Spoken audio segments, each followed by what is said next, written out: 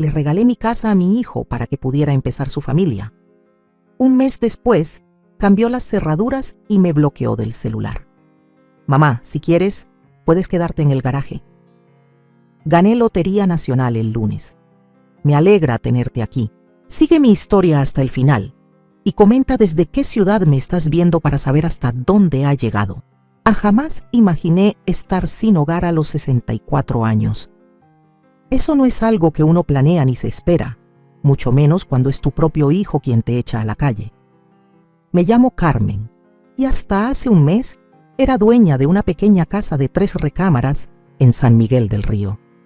No era lujosa, solo un hogar sencillo con paredes de un amarillo deslavado y un porche donde pasé infinidad de tardes viendo cómo cambiaba el vecindario durante 3 décadas. Pagué esa hipoteca trabajando dobles turnos en mi taller de costura, muchas veces cosiendo hasta que los dedos me sangraban, decidida a darle estabilidad a Julián después de que su padre nos dejara cuando él tenía solo 7 años. Todo cambió cuando Julián y su esposa Renata anunciaron que esperaban a su primer bebé. La alegría en los ojos de mi hijo hizo que se me hinchara el pecho de orgullo. Iba a ser abuela. Esa noche, mientras brindábamos con sidra espumosa, Julián comentó lo difícil que había sido encontrar una casa que se ajustara a su presupuesto y tuviera espacio para el bebé. El mercado de vivienda está terrible, mamá, suspiró, con la mano cubriendo con ternura el vientre aún plano de Renata. Capaz que tenemos que irnos al otro lado de la ciudad, lejos del trabajo. No lo dudé. Deberías quedarte con esta casa, le dije. Ya había estado pensando en mudarme a un lugar más pequeño. Las palabras salieron de mi boca antes de que pudiera medirlas, pero al ver la expresión de Julián, una mezcla de sorpresa y alivio, supe que había hecho lo correcto. Me convencí de que podía conseguir un departamentito, tal vez hasta en una comunidad para adultos mayores como las que había escuchado. Renata me abrazó, con lágrimas en los ojos. Eres un ángel, Carmen. Te prometo que haremos un cuarto precioso para el bebé en tu antigua sala de costura. En menos de 2 semanas firmé la escritura. El abogado me sugirió que me protegiera, legalmente, quizá con un usufructo vitalicio o al menos un contrato de renta formal, pero ignoré sus advertencias. Estamos hablando de mi hijo, le respondí segura. No necesitamos esos papeles. El plan era claro. Me quedaría en el cuarto de visitas mientras encontraba un lugar para mí. Incluso vendí mi taller para tener dinero extra para la mudanza. Todos estuvimos de acuerdo en que era la transición perfecta. Ellos tendrían su casa familiar y yo tiempo suficiente para buscar algo sin prisas. Los primeros días fueron una maravilla. Cocinábamos juntos, hablábamos sobre los colores del cuarto del bebé y reíamos imaginando cómo tendría mi barbilla terca y los ojos curiosos de Julián. Me sentía querida, útil. Pero poco a poco, casi sin notarse, las cosas empezaron a cambiar. Todo inició con Renata reorganizando la cocina, moviendo mis tazas especiales al fondo de un gabinete alto que no podía alcanzar. Necesitamos ese espacio para cosas que usamos a diario, me dijo cuando le pregunté por ellas. Su tono era práctico, lógico. ¿Cómo discutirlo? Después noté que mi rutina mañanera les molestaba. Mamá, ¿podrías no usar la cocina antes de las 8? Me pidió Julián un día. A Renata le dan náuseas los olores de la comida. Fui ajustando mis rutinas. Empecé a desayunar más tarde, a ducharme rápido, a desaparecer durante las horas que se volvieron su tiempo. Poco a poco, mi mundo se redujo a los límites del cuarto de huéspedes, donde pasaba cada vez más horas al día, caminando de puntillas, por lo que alguna vez fue mi casa. 3 semanas después de haber firmado los papeles y entregado mi hogar, volví del súper y encontré a Renata moviendo cosas en el cuarto de huéspedes, mi habitación temporal. Espero que no te moleste, dijo sin levantar la vista mientras medía la ventana. Tal vez necesitemos este cuarto como una segunda nursery. Si tenemos otro bebé pronto, solo estoy planeando con anticipación. ¿Pero dónde voy a quedarme?, pregunté todavía con las bolsas en la mano. Se volteó hacia mí con una expresión que era una máscara cuidadosamente calculada de preocupación. Oh, ya veremos qué hacemos para entonces. Tal vez el sofá-cama. De todos modos, no es algo inmediato. Esa noche los escuché discutir en voz baja. «Lleva más tiempo del que acordamos», susurró Renata con tono afilado. «¿Acaso tiene algún plan para irse?» «¿Qué se supone que haga?», respondió Julián. «Ella nos dio la casa. No puedo simplemente echarla. Vas a ser papá. Tu prioridad debe ser nosotros, tu familia». El silencio que siguió me rompió algo por dentro. En la mente de Julián, yo ya no era familia. A la mañana siguiente compré un billete de lotería, algo que casi nunca hacía. Tal vez por desesperación o como una súplica muda al universo. Lo guardé en mi cartera y me olvidé de él, demasiado consumida por la tensión creciente en lo que alguna vez fue mi hogar. Esa tarde, mientras estaba sola en el cuarto de huéspedes mirando anuncios de renta que no podía pagar, escuché un golpe en la puerta. Julián entró sin esperar mi permiso. «Mamá», empezó, con una calma que me heló. «Renata y yo hemos estado hablando». El corazón se me hundió al reconocer esa expresión en su rostro, la misma que ponía de adolescente cuando iba a dar malas noticias. Hay ciertos instintos maternales que nunca se apagan. «Necesitamos poner algunos límites», continuó. Esto se suponía que era algo temporal. Sentí cómo el suelo se desvanecía bajo mis pies mientras Julián hablaba. Sus palabras cortaban, más que cualquier cuchillo. «Renata necesita espacio. Su doctora dice que el estrés no le hace bien al bebé. Y tener a otra persona en la casa está generando una presión que ella no necesita ahora». «¿Otra persona?», repetí, apenas susurrando. «Soy tu madre, Julián». No quiso mirarme a los ojos. «Sabes a lo que me refiero, mamá. Es solo que necesitamos nuestro propio espacio para convertirnos en padres, para crear nuestras propias tradiciones familiares». Asentí de forma mecánica, con las lágrimas al borde de caer. «Entiendo. Me pondré más intensa con la búsqueda de departamentos. Tal vez encuentre algo antes de que acabe el mes». Julián se movió incómodo.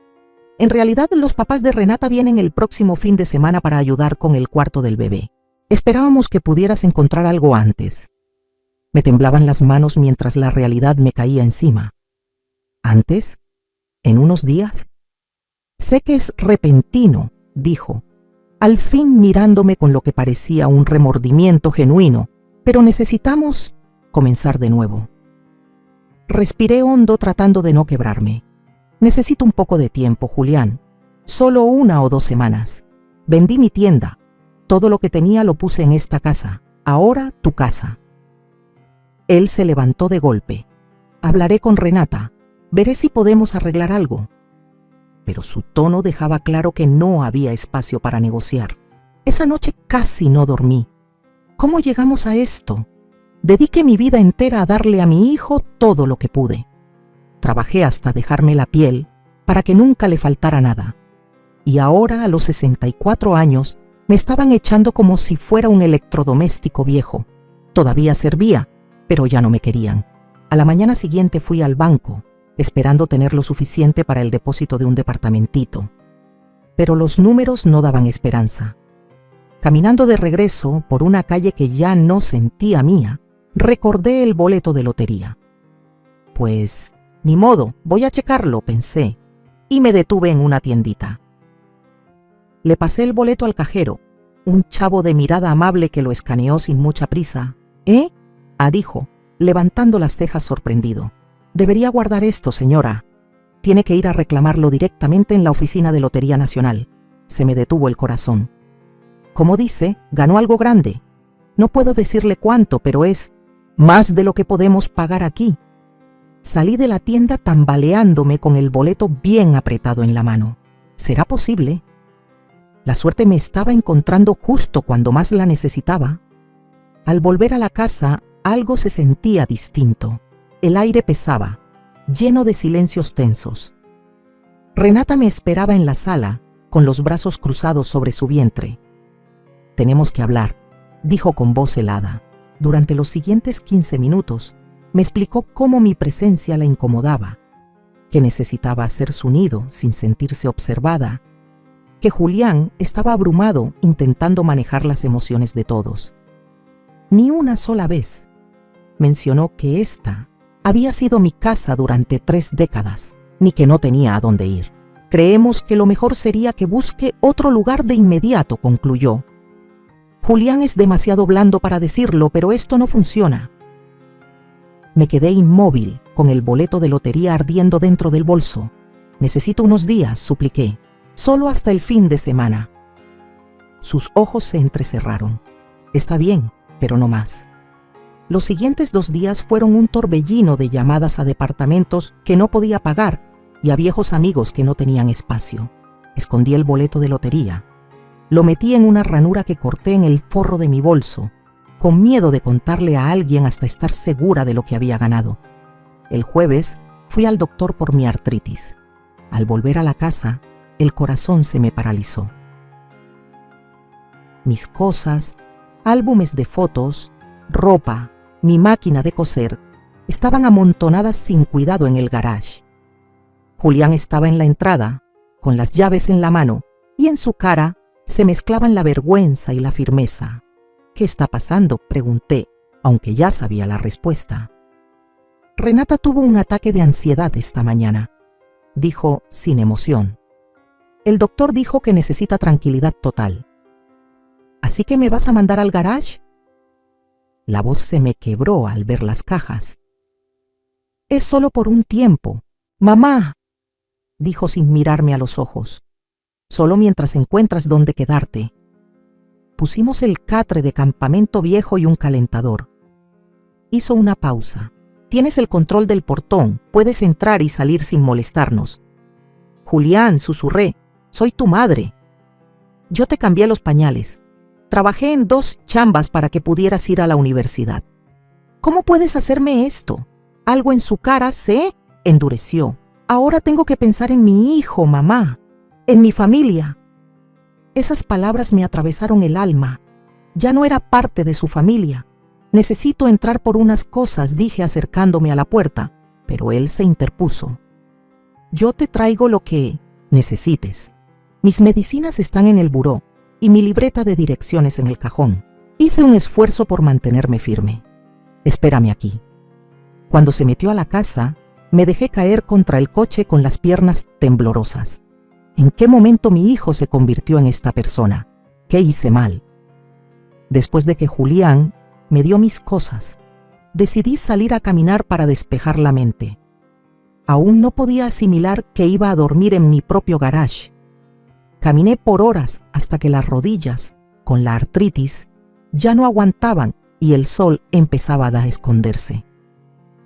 Al regresar, el control del portón ya no funcionaba. Intenté abrir con la llave de la casa que aún traía por costumbre. Nada. Habían cambiado las cerraduras. Toqué la puerta. Nadie contestó, aunque las luces estaban prendidas. Llamé al celular de Julián varias veces, pero siempre me mandaba al buzón. Finalmente mandé un mensaje. «Julián, por favor déjame entrar. Estás haciendo frío». La respuesta llegó en segundos. «No es buen momento. Renata necesita descansar». No podía creer lo que leía. «No tengo a dónde ir», escribí con los dedos temblando. Después de 5 minutos que parecieron una eternidad. «Resuélvelo. Necesitamos espacio». Cuando cayó la noche, intenté llamar una última vez. Ahí fue cuando me di cuenta que me habías bloqueado. De pie en la oscuridad frente a lo que alguna vez fue mi hogar, sin más que mi bolso y una bolsita con medicamentos, entendí la verdad aplastante. Estaba sin casa a los 64 años, abandonada por el único hijo que tenía.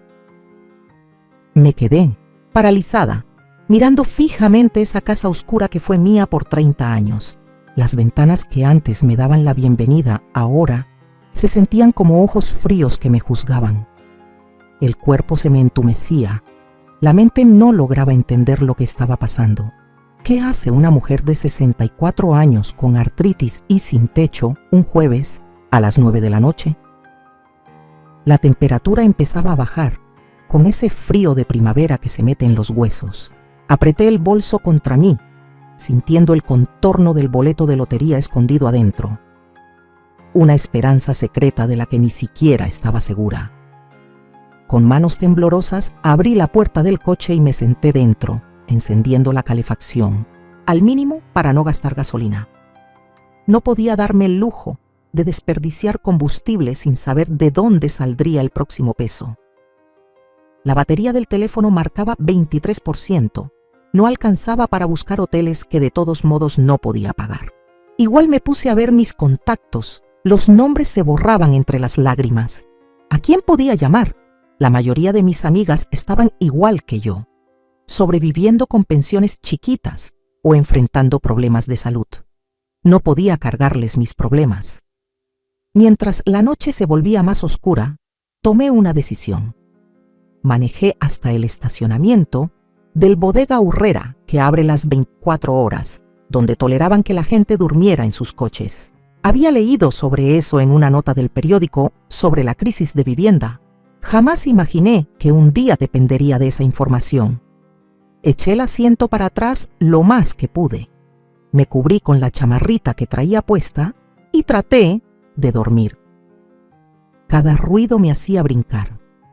Puertas de carro cerrándose, voces que pasaban, una patrulla de seguridad dando vueltas de vez en cuando. Dormité a ratos, despertando con el cuello tieso y las rodillas hinchadas al salir el sol. Con la luz cruel de la mañana, vi mi reflejo en el retrovisor, una mujer agotada, con el cabello canoso, todo revuelto y los ojos enrojecidos. «Ponte las pilas, Carmen», me dije en voz baja. «Has salido de peores». ¿De verdad? Incluso cuando el papá de Julián nos dejó solo con deudas, al menos teníamos un techo. Incluso cuando el taller de costura apenas y tenía trabajo, aún me quedaba la dignidad. Ahora, ¿qué me quedaba? El boleto de lotería. Necesitaba saber. Manejé hasta la Oficina Estatal de Lotería Nacional, llegando justo cuando abrían a las 8:30 de la mañana. Me temblaban las manos al entregar el boleto y mi identificación a la recepcionista, una mujer de mi edad, con mirada dulce y un gafete que decía Patricia. «Por favor, tome asiento, señora Morales», me dijo tras revisar el boleto. «Enseguida la atenderá alguien». 20 minutos después, me hicieron pasar a una oficinita donde un señor de traje impecable se presentó como el señor Héctor, encargado de reclamaciones. «Señora Morales», comenzó con voz formal pero amable. «Me complace informarle que ha ganado un premio bastante considerable». Me deslizó una hoja por el escritorio. «Después de impuestos, esto es lo que recibirá». Me quedé viendo la cifra convencida de que leía mal. 2,47 en 91, casi $3 millones. Esto es... No pude terminar la frase. «Sí, señora, usted es nuestra nueva millonaria». Sonrió mientras me explicaba las opciones de pago, suma global o anualidades, impuestos, servicios de asesoría financiera. Pero apenas si lo escuchaba. Solo pensaba: ayer mi hijo me echó a la calle y hoy tengo suficiente dinero para comprar 10 casas mejores que la que le di. La ironía me caló hondo. Tras llenar los papeles necesarios, el señor Héctor me dijo que el proceso tomaría unas 2 semanas antes de transferir los fondos. Mientras tanto me recomendó: le sugiero mantener esta información en privado y buscar un asesor financiero. Asentí, todavía atontada, y salí al sol de la mañana con nada más que un recibo de reclamo y la promesa de una fortuna que aún me parecía de mentira. Pero la riqueza no significaba nada si no tenía dónde dormir esa noche. Con la batería del celular a punto de morir, manejé hasta una fondita que había visto antes. Pedí el café más barato del menú y pregunté si podía cargar mi teléfono. La mesera, con un gafete que decía Patty, me sonrió con compasión al verme toda desarreglada. «¿Noche pesada?», Preguntó mientras me traía una cafetera entera en lugar de una simple taza. Algo en su gesto amable rompió el muro que había estado levantando por dentro. Antes de poder detenerme, las lágrimas ya me corrían por las mejillas. «Ay, reina», dijo Patty, sentándose frente a mí en la cabina. «Lo que sea que esté pasando, vas a estar bien».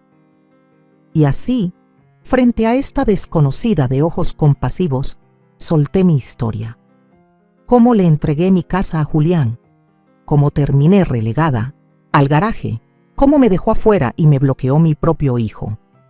Me guardé lo del premio de lotería. Mejor así, con lo vulnerable que estaba. «Pobrecita», murmuró Patty cuando terminé. «¿No tienes a dónde ir?». Negué con la cabeza, avergonzada, por lo indefensa que me sentía. «Déjame hacer una llamada», dijo mientras se levantaba. «Conozco a alguien que tal vez pueda ayudarte». 20 minutos después, mientras apuraba mi segunda taza de café, se abrió la puerta del diner y entró una mujer alta, de cabello negro con mechones plateados, escaneando el lugar. «Allí», dijo Patty, señalándome discretamente. La mujer caminó directo hacia mi mesa, sus ojos analizándome sin juicio. «Soy Lupita», dijo al extenderme la mano. «Patty me contó que necesitas un lugar para quedarte». Le estreché la mano, notando los callos que hablaban de una vida de trabajo duro. «Carmen Morales», respondí con una voz más firme de lo que esperaba. «Y sí, estoy atravesando una situación complicada». Lupita asintió, sentándose frente a mí. Patty me explicó algo. «Tengo una casa de huéspedes chiquita en la calle Jacarandas. Nada lujoso, pero limpia y segura.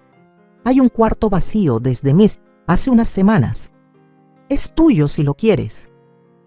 Mi orgullo quería decir que no, fingir que podía arreglármela sola. Pero la parte sensata, la que pasó la noche en el estacionamiento de un bodega aurrera, sabía mejor. «No tengo mucho dinero ahora», confesé, «pero en un par de semanas debería recibir algo. Podría pagarte entonces». Lupita me miró por un momento. «Mira», dijo al fin, «el cuarto necesita cortinas nuevas y las colchas ya piden una manita de gato. Noté tus manos. Tienen pinta de costurera. Me ayudas con eso y quedamos tablas hasta que llegue tu dinero». Sentí una oleada de alivio cálido. «Fui modista por 30 años», dije, sintiendo un destello de mi antigua seguridad. «Con eso sí puedo ayudarte». Lupita sonrió, una sonrisa auténtica que le iluminó los ojos. «Entonces parece que tenemos trato». La casa de huéspedes de Lupita era una construcción victoriana, grande, con pintura azul deslavada y un porche amplio lleno de sillas mecedoras desparejadas. No era elegante, pero tenía ese encanto acogedor que me recordaba la casa de mi abuela en la infancia. «Esta es la sala común», explicó Lupita al entrar en una sala espaciosa con muebles ya gastados. «La cocina está allá. Cada quien tiene su repisa marcada en el refri. El desayuno es compartido si quieres unirte, pero no es obligatorio». Me llevó arriba a un cuarto chiquito pero ordenado, con una cama individual, un tocador y una ventana que daba al jardín trasero. El baño es compartido. Con otra inquilina, la señora Henderson. Tiene 72 y no hace ruido ni al respirar. Báñate antes de las 7 o después de las 9 para no cruzarse. Lupita me dio una llave. La lavandería está en el sótano, $1 por carga. ¿Dudas? Negué con la cabeza, abrumada por su amabilidad directa. Bien, ponte cómoda. La cena es a las 6 si quieres acompañarnos. Se dio la vuelta para irse, pero se detuvo. Y Carmen, lo que pasó con tu hijo, eso es su error, no el tuyo. Cuando se fue, me senté en la orilla de la cama, dándome un momento para asimilar todo. En 24 horas, pasé de estar en la calle a tener techo, de la desesperación a convertirme en millonaria, una millonaria secreta viviendo en una casa de huéspedes. La vida tenía un sentido del humor muy peculiar. Esa primera tarde la pasé ayudando a Lupita a remendar colchas. agradecida por el consuelo familiar de la aguja y el hilo entre mis dedos. ¿Noche pesada?, preguntó, acercándome una cafetera entera en lugar de solo una taza. Algo en su gesto de ternura rompió el muro que había construido dentro de mí. Antes de darme cuenta, las lágrimas ya me corrían por la cara. «Ay, mi ciela», dijo Patty, sentándose frente a mí en la cabina. «Sea lo que sea, todo va a estar bien». Y así, con esa desconocida de ojos buenos, le conté mi historia. Cómo le entregué mi casa a Julián, cómo terminé relegada al garage, cómo mi propio hijo me cerró la puerta y me bloqueó. Guardé lo de Lotería Nacional para mí. Me pareció lo más sensato en mi situación tan frágil. «Pobre de ti», murmuró Patty cuando terminé. «¿Tienes a dónde ir?». Negué con la cabeza, sintiéndome expuesta. «Déjame hacer una llamada», dijo mientras se levantaba. «Conozco a alguien que quizá pueda ayudarte». 20 minutos después, mientras terminaba mi segunda taza de café, la puerta del diner se abrió y una mujer alta, de cabello negro con mechones plateados, entró buscando con la mirada. La habitación entera, antes de que Patty apuntara discretamente hacia mí, se acercó con paso firme. Sus ojos me evaluaban sin juzgar. «Soy Lupita», dijo al extenderme la mano. «Patty me dijo que necesitas un lugar donde quedarte». Le tomé la mano, notando los callos que hablaban de años de trabajo duro. «Carmen Morales», respondí, con una voz más firme de lo que esperaba. «Y sí, me encuentro en una situación complicada». Lupita asintió y se sentó frente a mí. «Patty», me contó un poco. «Tengo una casa de huéspedes pequeña en la calle Jacarandas. No es lujosa, pero es limpia y segura. Tengo un cuarto libre desde hace unas semanas. Es tuyo si lo quieres». Mi orgullo quería rechazar, insistir en que podía salir adelante sola. Pero la parte práctica de mí, la que había dormido en el estacionamiento de un bodega Aurrera, sabía mejor. «No tengo mucho dinero ahora», confesé, «pero espero recibir algo en un par de semanas. Podría pagarte entonces». Lupita me observó unos segundos. «Mira», dijo al fin, «el cuarto necesita cortinas nuevas y las colchas están rotas. Me fijé en tus manos. Tienes manos de costurera. Si me ayudas con eso, lo damos por pagado hasta que te llegue tu dinero». El alivio me envolvió como un abrazo cálido. «Fui modista por 30 años», dije, sintiendo un poco de la confianza que creí perdida. «Claro que puedo ayudarte con eso». Lupita sonrió, una sonrisa sincera, de esas que llegan hasta los ojos. «Entonces, parece que tenemos trato». La casa de huéspedes de Lupita era una casa victoriana grande, con pintura azul ya deslavada y un porche amplio lleno de mecedoras desparejadas. No era elegante, pero tenía una calidez que me recordó a la casa de mi abuela cuando era niña. «Esta es el área común», explicó Lupita al entrar a una sala espaciosa con muebles gastados pero acogedores. «La cocina está por allá. Cada quien tiene su estante en el refri con su nombre. El desayuno es compartido si quieres unirte, pero no es obligatorio. Subimos a un cuarto pequeño, pero ordenado con una cama individual, una cómoda y una ventana con vista al jardín trasero. El baño se comparte con otra inquilina, la señora Henderson. Tiene 72 años y ni ruido hace. Báñate antes de las 7 a.m. o después de las 9 para no cruzarse». Lupita me dio una llave. «La lavandería está en el sótano, $1 por carga. ¿Tienes alguna duda?». Negué, abrumada por su forma directa y generosa de ayudar. «Bien, ponte cómoda. La cena es a las 6 si te quieres unir». Se dio la vuelta para irse, pero se detuvo. «Y Carmen, lo que pasó con tu hijo, ese es su error, no tuyo». Cuando se fue, me senté al borde de la cama, dándome un momento para digerirlo todo. En 24 horas, pasé de no tener techo a tener refugio, de estar desesperada a convertirme en millonaria, una millonaria secreta viviendo en una casa de huéspedes. La vida tenía un sentido del humor muy peculiar. Esa primera tarde, la pasé ayudando a Lupita a remendar colchas, agradecida por la reconfortante familiaridad de la aguja y el hilo entre mis manos.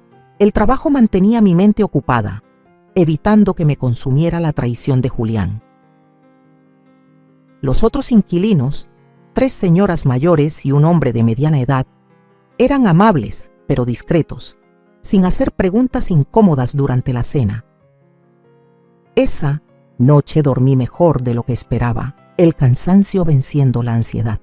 A la mañana siguiente, agendé una cita con un asesor financiero recomendado por la Oficina de Lotería Nacional y empecé a buscar departamentos accesibles por internet usando la computadora compartida del lugar. Tenía que manejar bien esa ganancia inesperada, tomando decisiones con la cabeza y no con el corazón que todavía dolía. Al tercer día, mientras medía tela para unas cortinas nuevas en la sala común, recibí un mensaje de un número desconocido. «Mamá, soy Julián. Estoy usando el celular de Renata. Necesitamos hablar. Me preocupa cómo estás».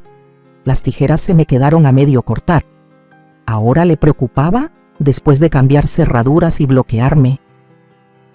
Otro mensaje llegó enseguida. «Por favor, dime que estás bien. Llamé a la policía, pero dicen que todavía no pueden hacer un reporte de persona desaparecida». Sentí un escalofrío. No estaba preocupado por mí. Le preocupaba cómo se veía todo esto.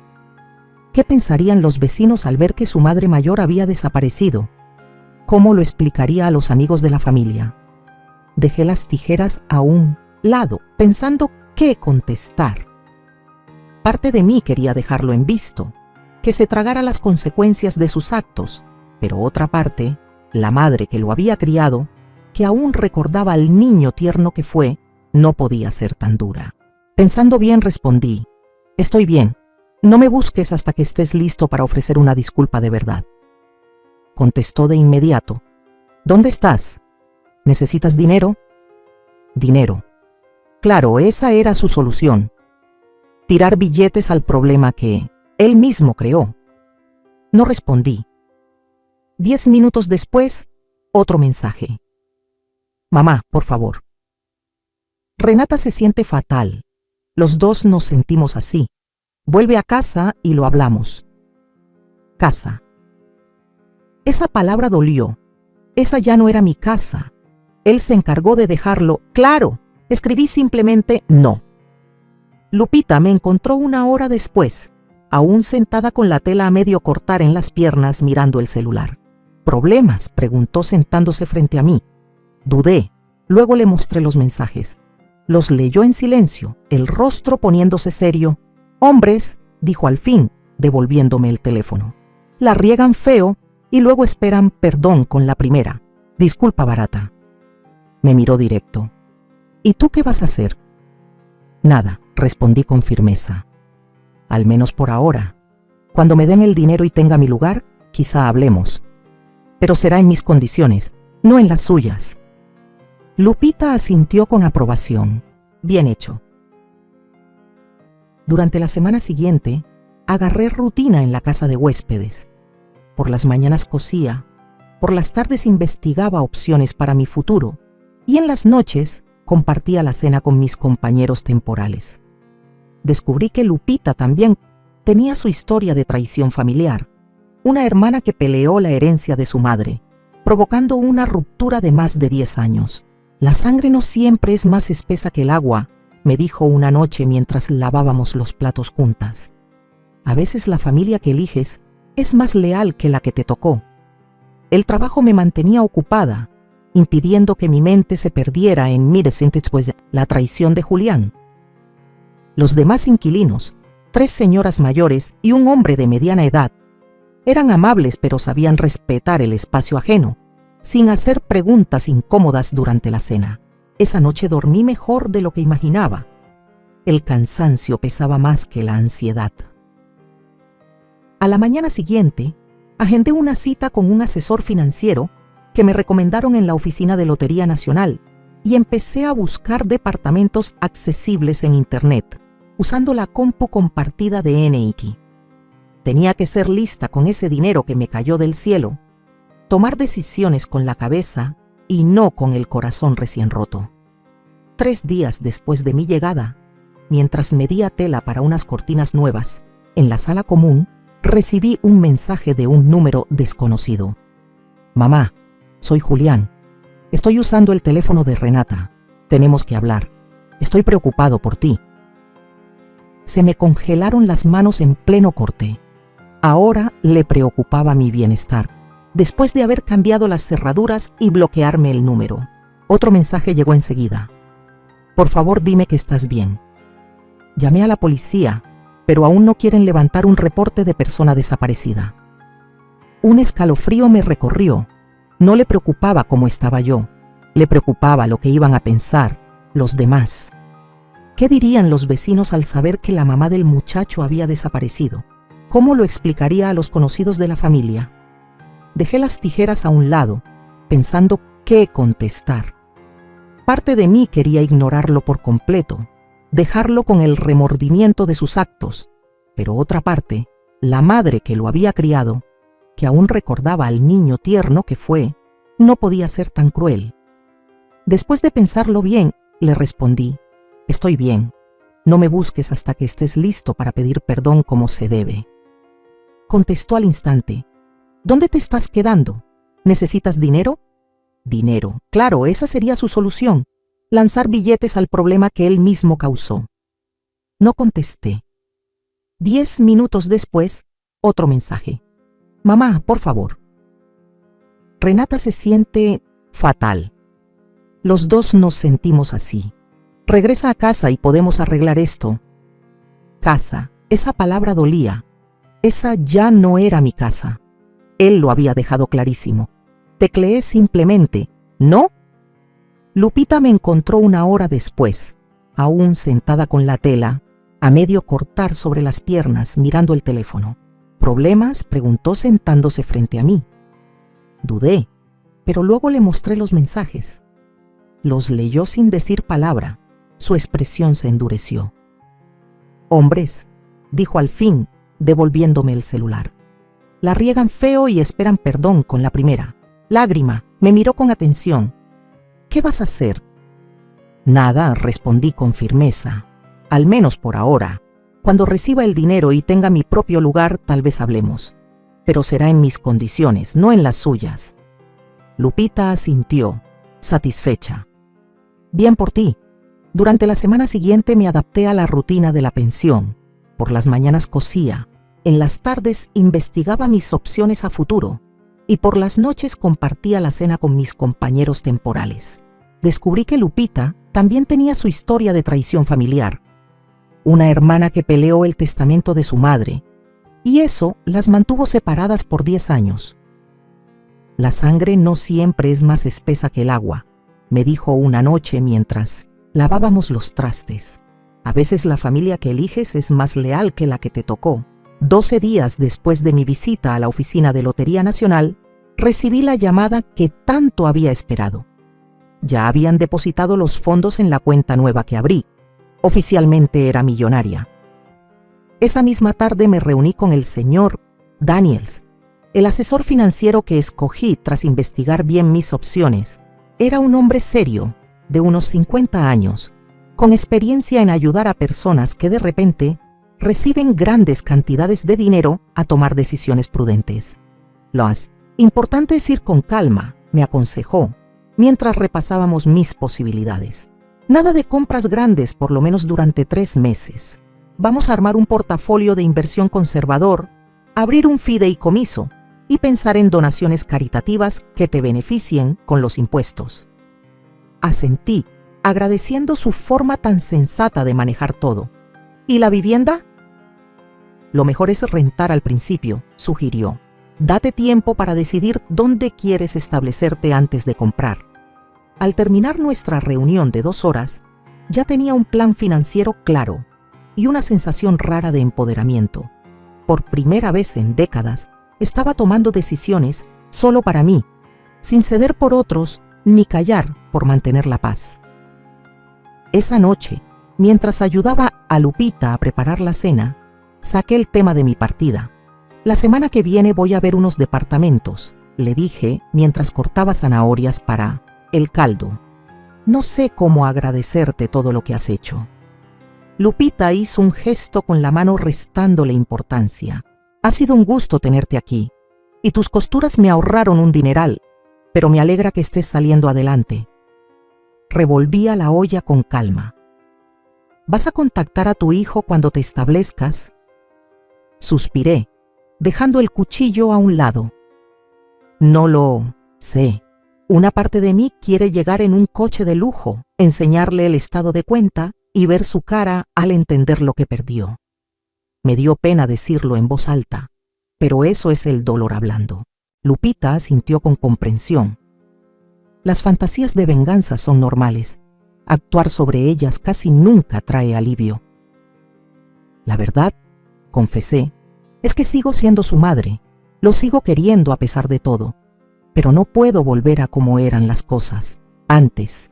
Necesito descubrir quién soy ahora. Carmen, la persona, no solo la mamá de Julián ni la mujer que entregó su casa. Eso, dijo Lupita con aprobación. Suena a que estás empezando a entender. 2 días después, Julián intensificó sus intentos de contactarme. Se presentó en la pensión, de alguna manera averiguó dónde estaba. Seguramente a través de algún conocido a quien yo había actualizado sobre mi paradero. Estaba en la cocina ayudando a la señora Henderson a alcanzar algo de una repisa alta cuando Lupita apareció en la puerta, con el rostro tenso. Carmen, dijo en voz baja, tu hijo está en la entrada. Sentí cómo el corazón se me apretaba con fuerza en el pecho. ¿Le dijiste que estoy aquí? Le dije que necesitaba confirmar si querías recibir visitas. Los ojos de Lupita eran firmes. Tú decides. Si no estás lista, puedo pedirle que se vaya. La señora Henderson me apretó el brazo con dulzura. Lo que decidas, querida. Estamos contigo. Respiré hondo alisándome la blusa, una de segunda mano que compré en la tienda de la esquina. Lo veré en el porche, no dentro. Lupita asintió con satisfacción, límite bien puesto. Caminé hacia la puerta con las piernas temblando. A través de las cortinas de encaje, vi a Julián caminando de un lado a otro, mirando su reloj una y otra vez. Se veía desaliñado, sin afeitar, el cabello normalmente perfecto ahora sin peinar. Por un momento me permití sentir una chispa de satisfacción al ver que estaba sufriendo. Salí al porche y cerré la puerta detrás de mí. Julián. Se dio la vuelta de inmediato con alivio escrito en la cara. Mamá, gracias a Dios. Estaba tan preocupado. No me acerqué a él manteniendo mi distancia. ¿Qué haces aquí? Su expresión se apagó al escuchar mi tono frío. Pues vengo a llevarte a casa, claro. Es absurdo que estés viviendo en una casa de huéspedes. Echó un vistazo despectivo al edificio detrás de mí. Mira, ya lo hablé con Renata. Puedes volver a usar el cuarto de visitas hasta que encuentres dónde vivir. El descaro casi me dejó sin aire. Hasta que encuentre un lugar, como si fuera un caso de caridad que estás ayudando. Por buena onda. No quise decir eso. Se pasó la mano por el cabello, claramente frustrado. Mamá, sé razonable. No puedes vivir aquí. ¿Qué va a decir la gente? Y ahí estaba, su verdadera preocupación. No era por mí, sino por lo que aparenta. A mí no me importa lo que diga la gente, Julián. Y a ti tampoco debería. Esto es una locura, murmuró. Solo regresa. Cometimos un error, ¿ok? Estábamos estresados por el bebé y Renata tenía las hormonas a todo lo que da. ¡Basta! Mi voz cortó sus excusas como cuchillo. Me cerraste la puerta, Julián. Pusiste mis cosas en el garage y cambiaste las cerraduras. Me bloqueaste el número. Tuvo la decencia de bajar la mirada, avergonzado. Lo sé y lo siento. Estuvo mal. El perdón no arregla esto, dije con voz firme, aunque por dentro me desgarraba. Me dejaste en la calle a los 64 años después de que te di todo. No todo, soltó sin pensar. Siempre fuiste de guardar tu dinero como si fuera a desvanecerse. Siempre contando, siempre viendo quién debe qué. Me quedé viéndolo, atónita por esa injusticia. Trabajé jornadas de 16 horas en esa sastrería para que tú pudieras ir a la universidad, Julián. Nunca tomé vacaciones. Usé el mismo abrigo 15 inviernos para darte lo mejor que podía, y nunca me lo dejaste olvidar, replicó con ese rencor que ya conocía. Cada sacrificio, cada peso gastado, siempre estaba ahí, como una sombra sobre mí. ¿Crees que no sé lo que hiciste por mí? Me lo recordabas todo el tiempo. Sus palabras me golpearon como si fueran puños. Así me veía a él, como una mártir que usaba sus sacrificios como arma. Nunca fue mi intención, dije en voz baja. ¿Ah, no? Me miró dudoso. Entonces, ¿por qué cada charla terminaba en lo mucho que trabajaste, en todo lo que hiciste por mí? Abrí la boca para negarlo, pero la cerré de nuevo. Lo había hecho. Mi orgullo por haberle dado tanto se convirtió sin querer en una carga para él. Nos quedamos callados, el silencio lleno de décadas de malentendidos. Al fin hablé. Aunque eso fuera cierto, Julián, no justifica lo que me hiciste. Desvió la mirada. Lo sé. Yo solo... Se quedó callado. Luego lo intentó otra vez. Los papás de Renata siempre le han dado todo sin condiciones. Cuando nos ayudan, no lo están recordando a cada rato. La comparación dolió, pero me obligué a verla con objetividad. ¿Había puesto condiciones sin darme cuenta? Nunca quise que te sintieras en deuda, dije con suavidad. Solo estaba orgullosa de haber logrado darte algo a pesar de cómo estaban las cosas. La postura de Julián se aflojó un poco. Sé que sacrificaste mucho, mamá, pero a veces sentía que querías que me sintiera culpable por aceptar lo que me dabas. No íbamos a ningún lado, revolviendo viejas heridas en vez de enfrentar la traición reciente. Eso lo podemos hablar. En otro momento, dije con firmeza, pero no justifica que me hayas dejado fuera de la casa que yo te entregué. Tienes razón, se pasó la mano por la cara. Lo manejé fatal, pero por favor regresa conmigo. ¿Podemos arreglar esto? Negué con la cabeza. No, Julián, no voy a volver. Mamá, sé razonable. Estoy siendo razonable, lo interrumpí. Tal vez por primera vez en mi vida, cuando se trata de ti, estoy pensando en mí. Su expresión se endureció. ¿Así que vas a quedarte en este lugar con desconocidos? Estas personas me trataron con más cariño en 2 semanas que tú en meses. Señalé la casa. Lupita me abrió las puertas cuando no tenía a dónde ir, cuando mi propio hijo me dejó en la calle. Yo no te dejé en la calle, protestó. Te ofrecí el garage. Lo absurdo de su argumento flotó entre nosotros como un silencio incómodo. Hasta él parecía darse cuenta de lo ridículo que sonaba. Mamá, insistió de nuevo, con voz más suave. Por favor, cometí un error enorme. Déjame arreglarlo. Por un instante, dudé. Era mi hijo, el bebé que alimenté, el niño que crié, sola, el joven cuyas victorias me llenaban de orgullo. A pesar de todo, lo amaba. Pero entonces recordé ese mensaje frío. Resuelve algo. Necesitamos espacio. Recordé estar afuera en la oscuridad, entendiendo que me habían desechado. Te perdono, Julián, dije por fin. Pero perdonar no significa que voy a ponerme en posición de que me vuelvas a lastimar. ¿Entonces ya estuvo? Su voz se alzó. Un error y ya me sacaste de tu vida. No dije que te saqué de mi vida. Dije que no voy a regresar a esa casa. ¿Y entonces qué vas a hacer? Hizo un gesto desdeñoso hacia la casa de huéspedes. No puedes quedarte aquí para siempre. Sonreí por primera vez desde que llegó. Ya tengo planes. ¿Qué planes? Mamá, sé realista.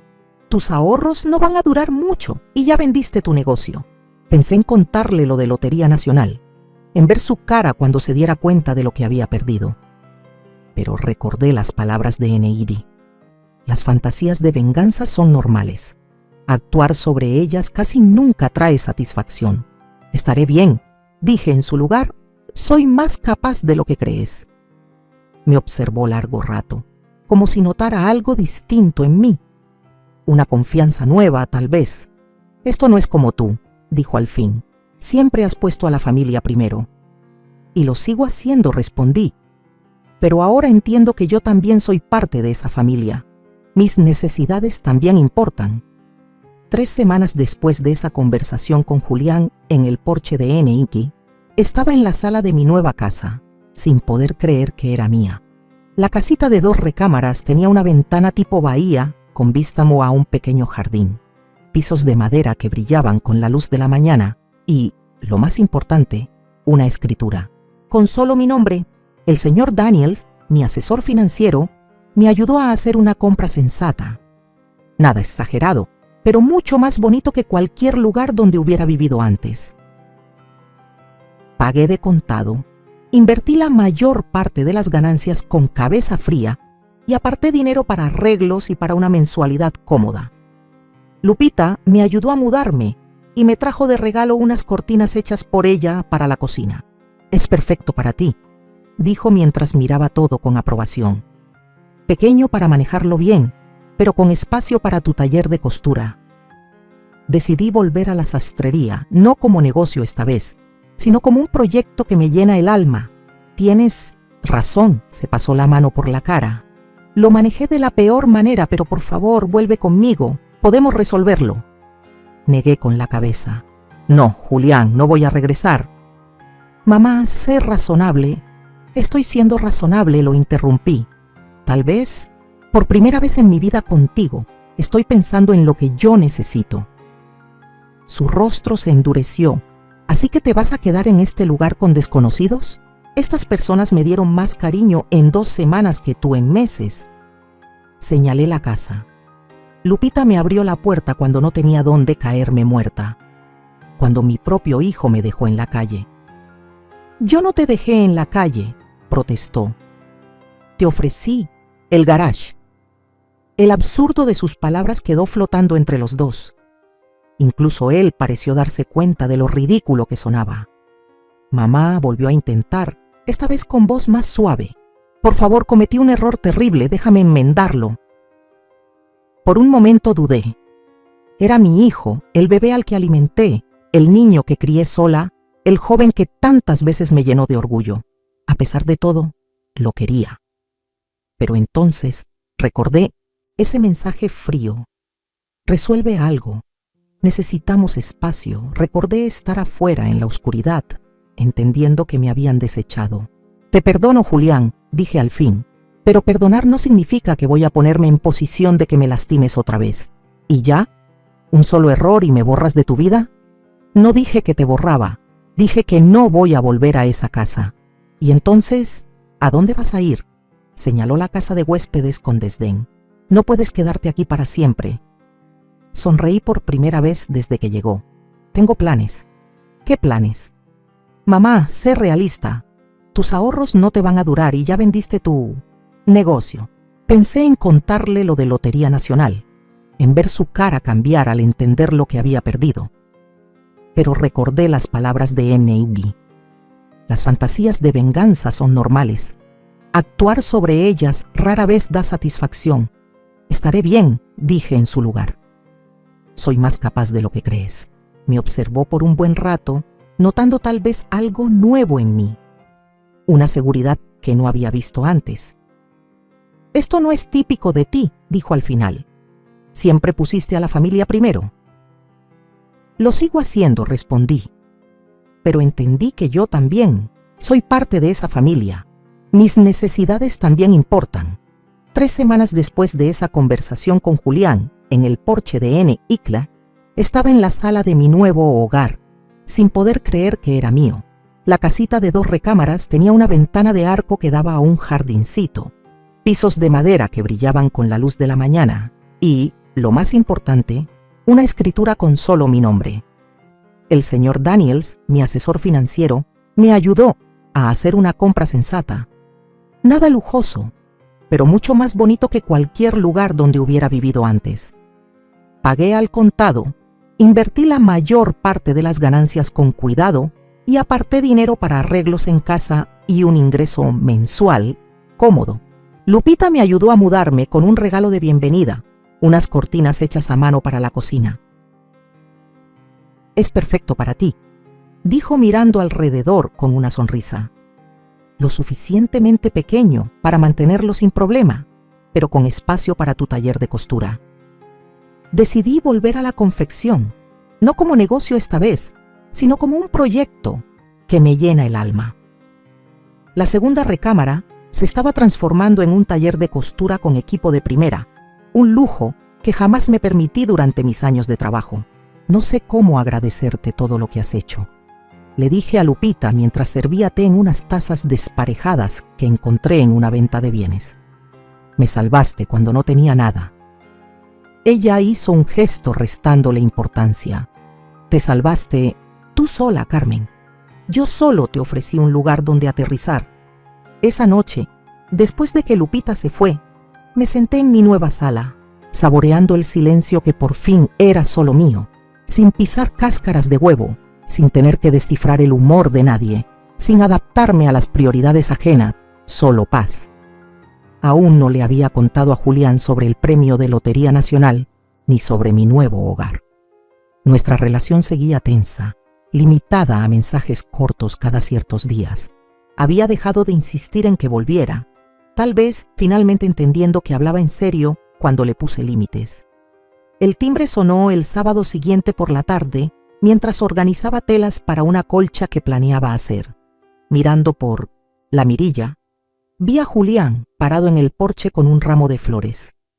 El corazón me dio un vuelco cuando abrí la puerta. ¿Cómo diste conmigo? Se notó su sorpresa por mi saludo tan directo. Hola, mamá. Lupita me dio tu dirección. Mentalmente apunté que debía hablar con Lupita sobre compartir mi información, incluso con la familia. ¿Puedo pasar?, preguntó extendiéndome las flores. Dudé un segundo y luego me hice a un lado. Tengo planes más tarde. Una pequeña mentira, pero me daba control sobre cuánto duraría esta visita inesperada.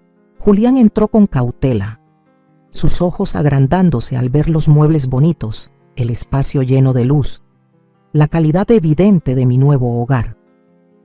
Esto está muy bonito, dijo, claramente desconcertado. ¿Cómo pudiste pagar este lugar? Tomé las flores y fui a la cocina por un florero. Tengo mis recursos.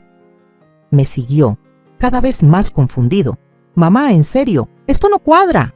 Estabas en una casa de huéspedes y ahora de repente tienes una casa en una de las mejores zonas. ¿Pediste un crédito a tu edad?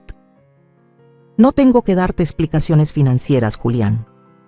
Arreglé las flores con cuidado, dándome tiempo para decidir cuánto quería contarle. ¿Es rentada? Porque si firmaste algo sin asesoría legal, la compré al contado, lo interrumpí, cansada de que dudara de mi capacidad. Sin hipoteca. Me miró, claramente intentando digerir esa información. Eso no es posible a menos que entornó los ojos. Tenías dinero guardado y nunca me dijiste nada, ni siquiera cuando batallábamos con el enganche de la casa. El tono acusador definió mi decisión. Me saqué Lotería Nacional, dije sin rodeos. Su expresión se congeló. ¿Qué? El día después de que me cerraste la puerta descubrí que mi boleto valía casi $3 millones.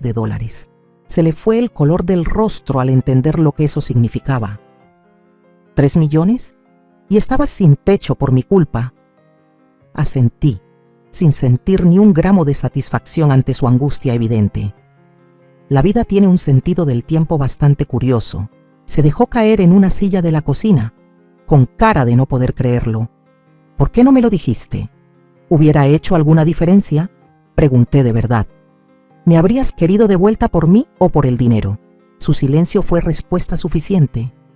Por eso no te lo conté, dije bajito. Necesitaba saber en quién podía confiar, quién me valoraba por lo que soy. ¿Y no podías confiar en tu propio hijo? Su voz era puro vacío. Me diste razones para no hacerlo. Nos quedamos en un silencio denso varios minutos, con el peso de lo perdido flotando entre nosotros. Al fin, Julián habló con voz casi infantil. La regué feo, ¿verdad? Por primera vez desde que llegó, sentí una ternura sincera hacia él. Sí, la regaste. Pero los errores no tienen que ser para siempre. ¿Y eso qué significa? Pensé bien mis palabras. Significa que estoy dispuesta a reconstruir nuestra relación, pero tomará tiempo y nunca volverá a ser como antes. Porque ya no me necesitas, dijo con amargura.